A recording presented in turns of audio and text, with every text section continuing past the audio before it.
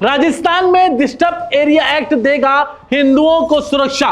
मुस्लिम बहुल इलाकों से हिंदुओं का पलायन रोकेगा यह एक्ट। 3500 से ज्यादा दंगे झेल चुके राजस्थान में अब होगी शांति। नमस्कार, मैं जितेश जेठालानी और राजस्थान सरकार के कैबिनेट में एक बड़ा फैसला हुआ है। राजस्थान सरकार की कैबिनेट में फैसला हुआ 2 दिन पहले कि डिस्टर्ब एरिया एक्ट गुजरात की तर्ज पर अब राजस्थान में भी लाया जाएगा। तो पत्रकारों ने मंत्री जोगाराम पटेल से पूछा यह एक्ट लाने की आवश्यकता क्यों हुई। तो उन्होंने कहा यह एक्ट पहली बात तो उन इलाकों में लाया जाएगा जहां डेमोग्राफिक चेंज हो रहा है, यानी मुस्लिमों की संख्या तो बढ़ रही है और हिंदुओं की संख्या कम हो रही है, और ऐसा क्षेत्र जहां पर अशांति है, जहां पर अक्सर दंगे होते हैं। फिर हमने पूछा कि भाई ये एक्ट कैसे लागू होगा और ये एक्ट क्यों लाया गया है। तो उन्होंने कहा गुजरात की तर्ज पे एक्ट लाया गया है और ये एक्ट इसलिए लाया गया है कि कोई भी अपनी संपत्ति नहीं बेच सकेगा। अब एक्ट के अनुसार उसको परमिशन लेनी होगी। यानी जिस तरह से जयपुर के रामगंज में हिंदू समाज का पलायन हो रहा था, लगातार पलायन की खबरें सामने आ रही थी और मकान बेच कर दूर दराज के इलाकों में हिंदू समाज जा रहा था, तो उसी को देखते हुए हिंदू संगठनों की लगातार मांग थी कि इस तरह का एक्ट लाया जाए। तो इस तरह का एक्ट सरकार लेके आई है। अब कोई भी अपनी संपत्ति नहीं बेच सकता, उसको संपत्ति बेचने के लिए कई कानून उसमें बनाए जाएंगे।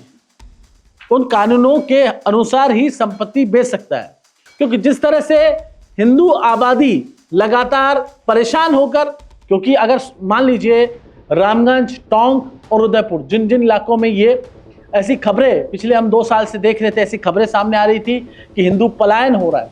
तो रामगंज का मैं एग्जांपल देता हूँ कि मान लीजिए 100 घर हैं, उसमें 2 घर हिंदुओं के। तो बड़ी समस्या ये हो रही थी कि पहली समस्या तो ये हो रही थी कि मान लीजिए जो मांस वगैरह खाते हैं मुसलमान, तो हिंदू का घर पास में है तो उनको ये दिक्कत हो रही थी कि मांस खाते हैं।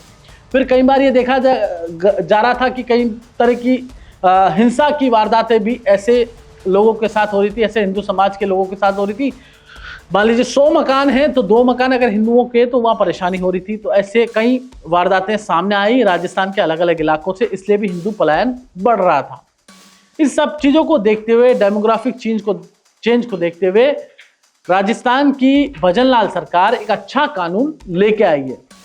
चलिए अब जानते हैं कि कब कब कहाँ क्या घटना हुई। सबसे पहले ये जानते हैं, अब ये देखिएगा कि हिंदू पलायन कब कब कहाँ कहाँ हुआ। राजस्थान में बड़ी संख्या में हिंदुओं का पलायन एक बड़ा मुद्दा रहा है।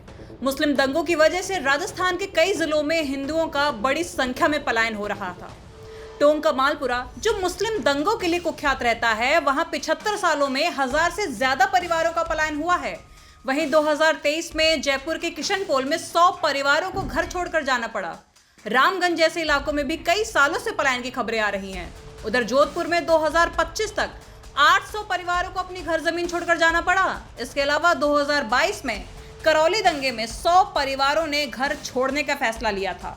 यहाँ ध्यान देने वाली बात यह है कि ये आंकड़े जिस जमीनी हकीकत से पैदा हुए हैं, उसके आंकड़े आपको डरा देंगे। दरअसल अब आपको दिखाते हैं कि कब कब राजस्थान में कहां कहां हिंसा हुई और राजस्थान में अब तक कितनी ये सांप्रदायिक हिंसा की घटनाएं हुई है। राजस्थान पिछले 12 साल में लगभग 3500 से ज्यादा दंगों का गवाह रहा है। जी हां, और इसमें अरबों रुपए की संपत्ति राख हुई है। वहीं नेशनल क्राइम रिकॉर्ड ब्यूरो के मुताबिक 2013 से 2022 के दौरान सूबे में 3342 दंगे उपद्रव हुए। वहीं 2014 से 2020 तक 81 सांप्रदायिक दंगे भी हुए। सबसे ज्यादा दंगे 2014 में हुए, जिनका आंकड़ा 26 है, और सबसे कम यानी 2016 में 0। लेकिन कुल तस्वीर संपत्ति, जान, हर जगह नुकसान, ये सिर्फ आंकड़े नहीं हैं, ये जलते घर, दुकानों और सहमे चेहरों की कहानी बयां करते हैं। अब हम आपको वो बड़ी घटनाएं बता रहे हैं जिसने राजस्थान को दंगे की आग में झोंका। सबसे पहले बात करौली की। 2022 में हिंदू नववर्ष रैली पर मुस्लिमों की भीड़ ने रैली पर पथराव किया और देखते ही देखते करौली का हटवाड़ा इलाका आग में जलने लगा। दंगे में 35 से ज्यादा दुकानें, मकान, बाइक सब जलकर राख हो गए। 15 दिन तक पूरा शहर कर्फ्यू के ताले में बंद रहा। इसके बाद आते हैं जोधपुर में। 2022 और 2024 में धार्मिक झंडे लगाने पर विवाद हुआ। रात भर मुस्लिम दंगाइयों ने पत्थरबाजी की, जिसमें पुलिसकर्मी तक घायल हुए। लेकिन जोधपुर बार बार बारूद का ढेर क्यों बना, ये आज तक किसी ने नहीं पूछा। अब आते हैं 12 में। 2021 में 2 लोगों की हत्या हुई और पूरा शहर आग में धधक उठा। दंगाइयों ने दुकानें जलाईं, फिर कर्फ्यू लगा और इंटरनेट बंद। वहीं 2019 में टोंक में दशहरा जुलूस पर मुस्लिमों की भीड़ ने पथराव किया।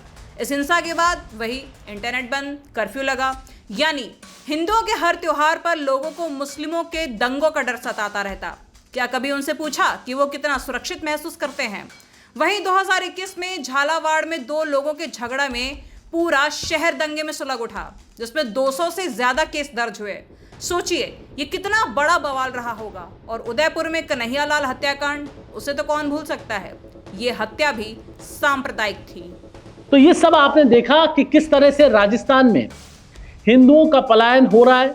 लगातार हिंदू पलायन कर रहे हैं और क्यों कर रहे हैं इसकी मैंने आपको पहले ही जिक्र कर दिया था।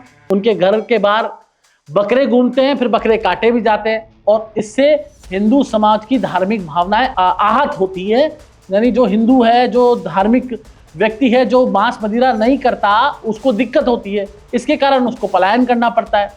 हमने बहुत सारी खबरें टोंक की भी देखी, हमने देखा, ये डेटा पूरा देखा, आंकड़ा पूरा आपने देखा।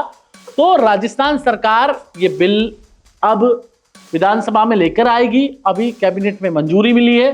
हालांकि विपक्ष का तमाम तरह के आरोप हैं उसके बाद भी, लेकिन जो बड़ी संख्या में लोग इस बिल को पसंद कर रहे हैं, क्योंकि इस बिल से हिंदू पलायन रुकेगा और डेमोग्राफिक चेंज की जो समस्या है उससे कहीं ना कहीं निजात मिलेगी। नमस्कार।